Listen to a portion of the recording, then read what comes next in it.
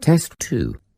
You will hear a number of different recordings, and you will have to answer questions on what you hear. There will be time for you to read the instructions and questions, and you will have a chance to check your work. All the recordings will be played once only. The test is in 4 sections. At the end of the test, you will be given 10 minutes to transfer your answers to an answer sheet. Now turn to Section 1. Section 1. You will hear a conversation between an assistant librarian and a woman who wants to use the internet in the library. First, you have some time to look at questions 1 to 6.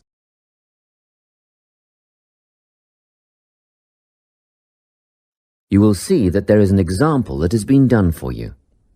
On this occasion only, the conversation relating to this will be played first. Good morning. I'd like to register to use the internet in the library. Do you have a library card? Yes, I've been a member for 6 months, but I've never used the internet services before.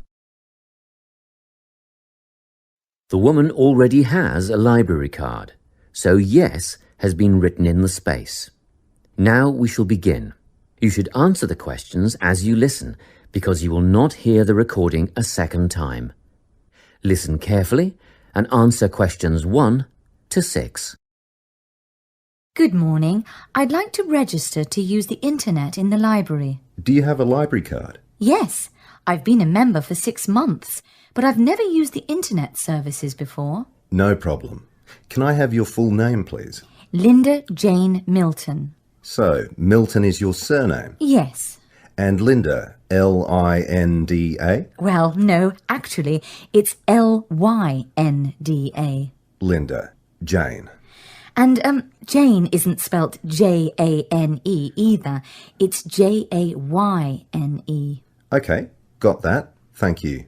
Now, where do you live, Linda? Unit 15, 35 Maximilian Way.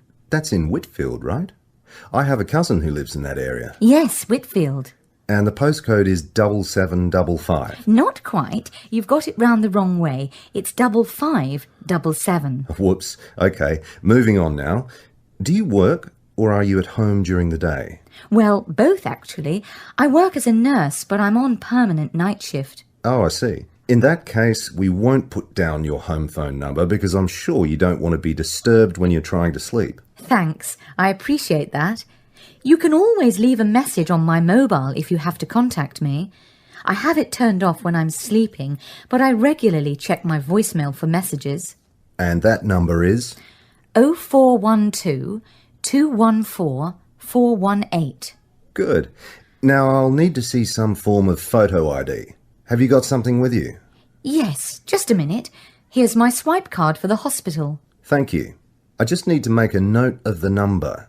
AZ1985331. Is that all you need? Just one more thing, your date of birth. But I can get that from the card. One moment. Look, I'm afraid you haven't copied it down correctly.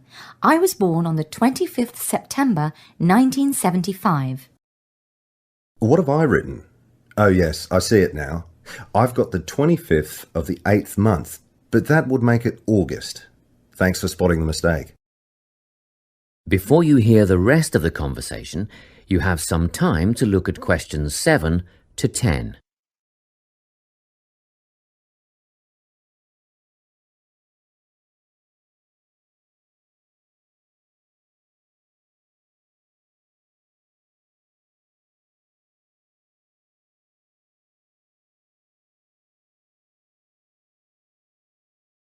Now, listen and answer questions 7 to 10. Well, that's the application form done.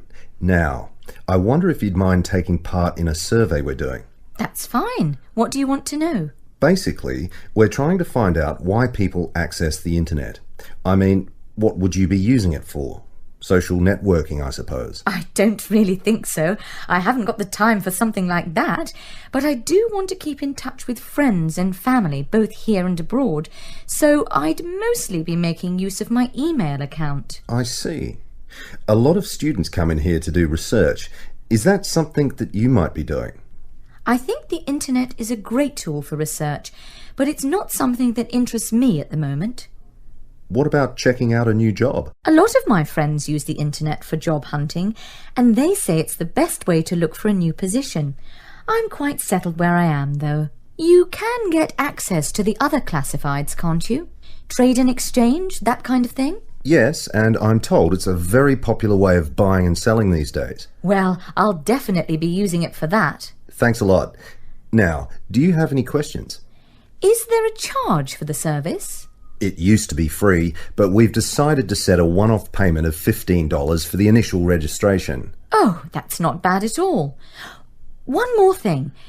Is there a time limit for each session, like half an hour or something? Oh, it's better than that. One 60-minute session per day. Quite generous, really, but we're very strict about it. I'd rarely spend more than 45 minutes on the internet at any one time, so that'll be more than enough. Thank you. That is the end of section 1. You now have half a minute to check your answers.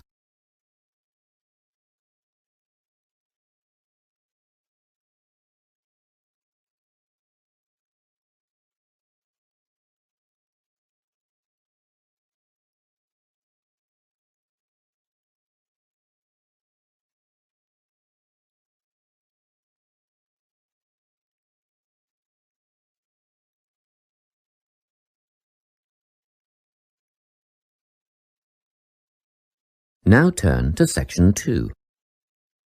Section 2. You will hear a committee member giving a talk to a nature club about coming events. First, you have some time to look at questions 11 to 15.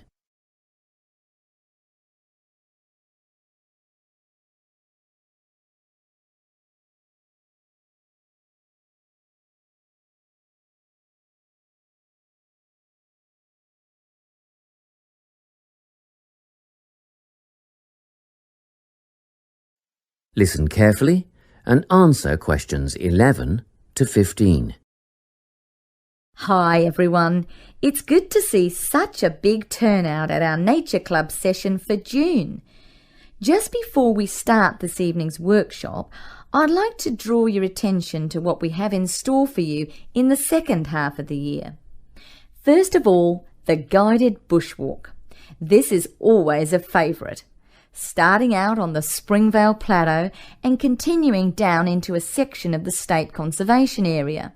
Last year, we invited children aged 8 and over if they came with a parent, but the track has been washed out in a few places since then and it can be quite rough. So, this year we considered restricting it to adults only. However, on reconsideration, the committee has now decided to recommend it for all bushwalkers who are over the age of 12. Another very popular option is the bird observation walk. We'll be searching for both migratory and native birds as we walk through tidal marshlands and mangroves, and you can expect to get your feet uncomfortably wet and muddy if you don't wear rubber boots. These are a must. The leader will have a strong pair of binoculars, so we'll rely on her to name the species for us. And we've ordered some bird identification books that you may wish to purchase at a later date. From the bush to the swamp and now to the sand dunes. Our leader will help us identify plants native to the local area, as well as some invasive weed species. We'll be asking for volunteers to help pull out the weeds where possible, so a pair of sturdy gardening gloves is essential. Spades and other tools will be provided. It could get very hot and you'll need water, plenty of it, but a local business owner is willing to provide bottled water free of charge. The next outing, Bush Tucker, is a new one. Have you ever wondered what life in this country would have been like 200 to 2,000 years ago? Well, Come on this trip and you'll find out how the indigenous inhabitants used local plants as food and medicine. Because lunch is included in this trip, there will be a small charge per person. We had originally thought $7 would cover the basics, sausages and bread followed by tea and coffee, but then we thought a few different cuts of meat and salad would be nice, and that brought the price up to $12 a head. At one stage we even contemplated including seafood, but that would have been a bit too expensive, around $15, so meat and salad it is. We expect this to be a popular event, so we'll need advance bookings to organise the catering. Please let us know your intentions by the 10th of November, and be aware that we'll require prepayment by the 15th of November. You can still change your mind and get a refund up to the 25th of November, but after that date, if you pull out, you'll forfeit the money paid. Before you hear the rest of the talk, you have some time to look at questions 16 to 20.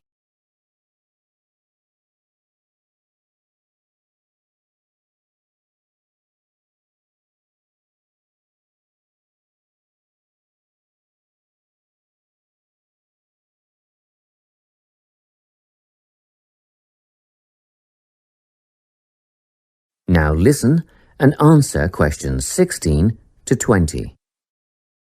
Well now, if you can give me a few more minutes of your time, I'll fill in a few details for you. The bushwalk, led by Glenn Ford, is first up in July, on the 2nd of the month.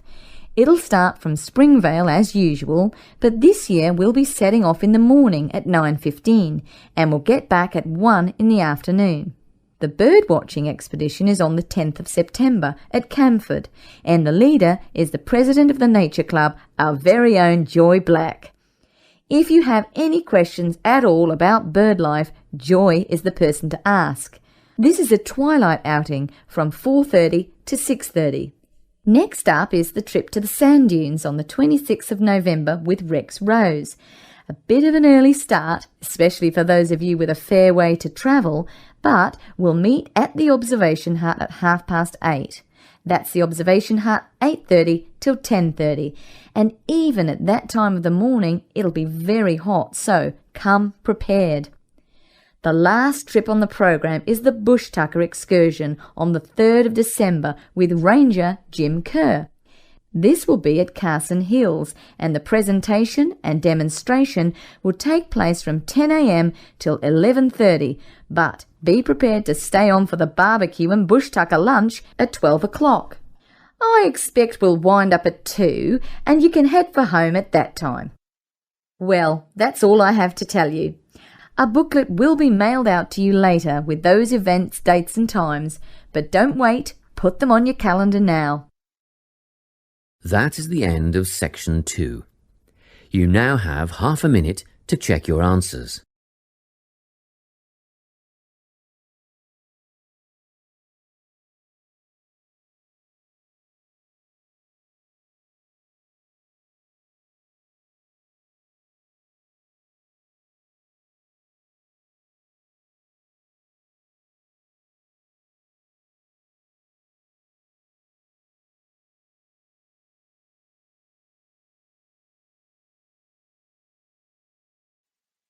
Now turn to Section 3.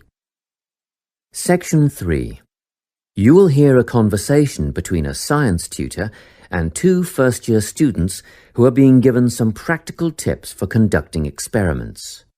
First, you have some time to look at questions 21 to 25.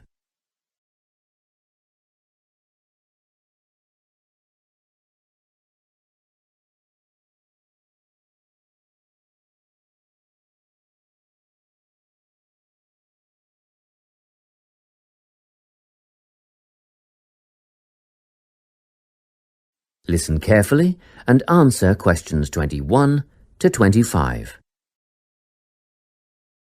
Now, Vincent and Tessa, I've asked the 2 of you to come and see me because I'm a bit concerned after that incident in the science lab last week. I realise that neither of you have had much experience in a laboratory before. Well, We mostly just studied theory at high school. And we rarely got the opportunity to carry out any experiments. Fair enough. But we must all abide by certain safety procedures. The last thing we want is for one of our students to get hurt. We understand that. Our priority is to make sure that the chemistry laboratory is a safe place, and actually, accidents can easily be prevented if you just think about what you're doing at all times. It sounds simple enough. It is if you always use good judgment, observe safety rules, and follow directions. We've read the rules on the poster inside the lab. And yet last week you were seen working in the lab without eye protection. What do you mean? I was wearing my glasses.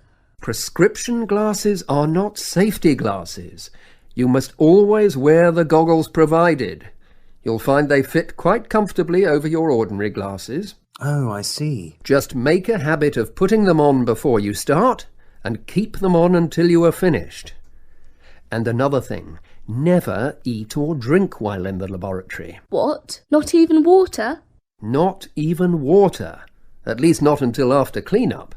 Then be sure to wash your hands thoroughly with soap and hot water, and dry them on a clean towel first. And Tessa, your hair should be tied back when you're in the lab. It's not that long. Still, it poses a hazard when you're working with chemicals or a naked flame. If you can't tie it back or pin it up, see if you can tuck it into a cap or something. Yes, I can do that. Thank you. Now, Vincent, last week you wore a t-shirt and trainers in the lab. The rules clearly state that long-sleeved shirts and leather shoes must be worn. Oh, yes, I remember. I was late getting back from sports practice and I didn't have time to change. Well, it mustn't happen again. Okay, I'll see that it doesn't. Good. As for the rest of the safety precautions, refer to the safety poster inside the lab and you shouldn't have any problems. Before you hear the rest of the conversation, you have some time to look at questions 26 to 30.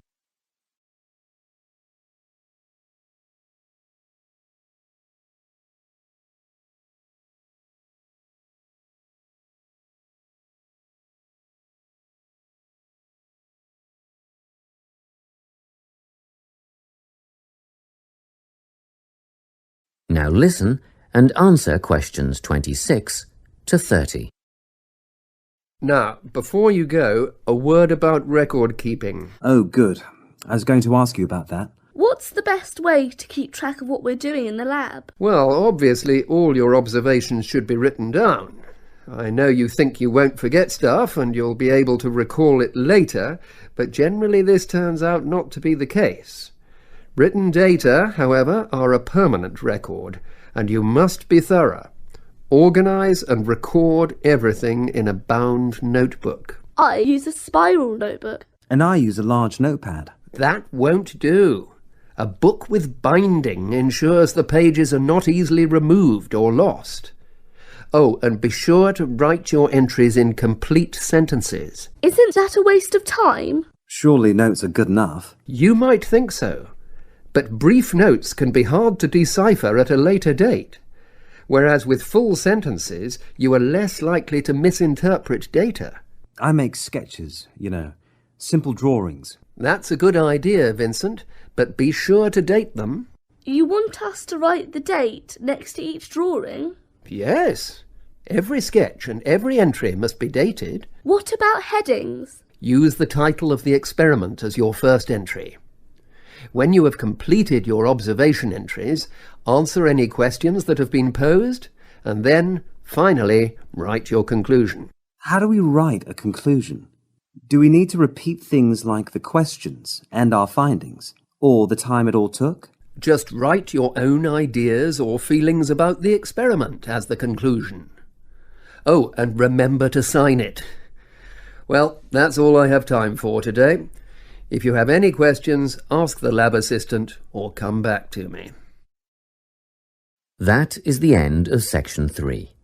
You now have half a minute to check your answers.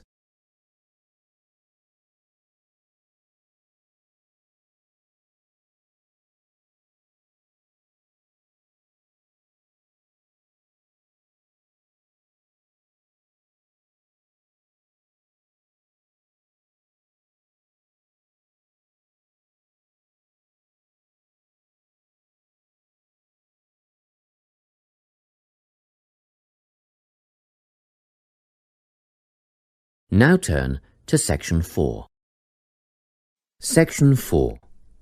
You will hear a lecture on climate change. First, you have some time to look at questions 31 to 40.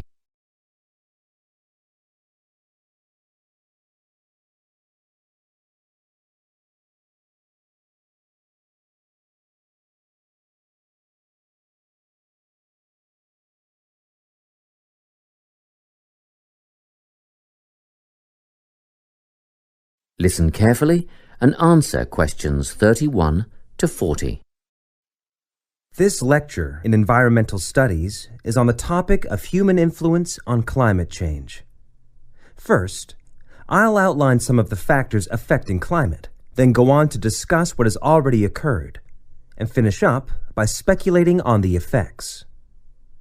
Previously, we've covered how factors such as ocean currents and prevailing winds affect climate change naturally. However, the influence of human activity on climate is what I'll talk about today. At first, the effect on the climate was relatively small. Trees were cut down to provide fuel for fires, and, as we know, trees absorb carbon dioxide and produce oxygen, so the amount of carbon dioxide in the atmosphere would have increased, but not noticeably. So, in what ways has human activity really impacted on the climate? A major contributor was the advent of the Industrial Revolution at the end of the 18th century, combined with the invention of the combustion engine. In addition, Earth's burgeoning population has had a marked effect on climate. The first two factors saw increased amounts of carbon dioxide being released into the atmosphere from the burning of fossil fuels, such as coal and oil. The final one, human expansion, has resulted in deforestation on such a scale that the extra carbon dioxide in the air cannot be soaked up and converted into oxygen by the remaining trees. Okay, so what has already happened? Well, global temperatures have risen by 0.6 degrees Celsius in the last 130 years. Levels of carbon dioxide, methane, and nitrous oxide gases have escalated. Carbon dioxide concentrations have climbed by 30%, and methane levels have increased by 145% since the beginning of the Industrial Revolution. Gas, produced by fossil fuel extraction, livestock, and paddy fields, is primarily responsible for the growth of methane levels. Nitrous oxide, or N2O, comes from natural sources, wet tropical forests, for instance. But it is also produced by human-related activities, such as agriculture, which uses synthetic nitrogen fertilizers, rubbish disposal systems, and vehicle emissions. How do gases like carbon dioxide and methane affect the climate? Well, this is what we call the greenhouse effect.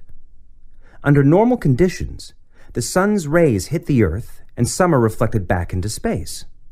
However, these gases, CO2 and methane, create a barrier in the atmosphere, which prevents a proportion of the sun's rays from being reflected back into space. And, instead, the gases become trapped in the atmosphere. It's simple, really. Because the sun's rays can't escape, the Earth heats up. What are the possible effects? Firstly, a rise in sea levels. We already know that the Arctic ice cap has melted and shrunk considerably, and great chunks of ice have been lost from Antarctica. In 1998, it was reported that 46 million people lived in areas at risk of flooding, and the number of people at risk will increase significantly if sea levels rise. It is estimated that a rise of only 50 centimeters would put that number at 92 million. Further projections would see a rise of 1 meter put 118 million people in danger of losing their homes and livelihoods, not to mention the loss of prime, fertile farmland. Experts predict a rise of at least 50 centimeters over the next 50 years or so. Secondly, there would be a modification of vegetation zones, with changes in the boundaries between grassland, shrubland, forest, and desert. This is already causing famine in arid areas of northeastern Africa, and has instigated, and will continue to instigate, mass movements of people away from dry regions. What we are seeing now is only the first stage, with temporary camps for climate refugees already at overcapacity. In the future, there will be significant migration resulting in extreme overcrowding of towns and cities. Another potentially disastrous effect of climate change is an increase in the range and distribution of pests, which could bring about an increase in the prevalence of certain diseases. If we think of the malaria-carrying mosquito, for example, which thrives in warmer regions, at the moment, about 45% of the world's population is exposed to malaria. But, with an increase in temperature, there will be many millions more cases of malaria a year. The last effect I'm going to mention today is the change in ecosystems. Global warming will influence species composition for both fauna and flora, such that some animal species will disappear and others will multiply. And it'll be the same for plants and trees. It is predicted that around 2/3 of the world's forests will undergo major changes of some kind. Scientists also expect deserts will become hotter, and, of course, desertification will continue at an increasingly worrying rate, and will become harder, if not impossible, to reverse. What could we do to stop the process? Well, that's the subject of next week's lecture. So I hope to see you all there. That is the end of section 4. You now have half a minute to check your answers.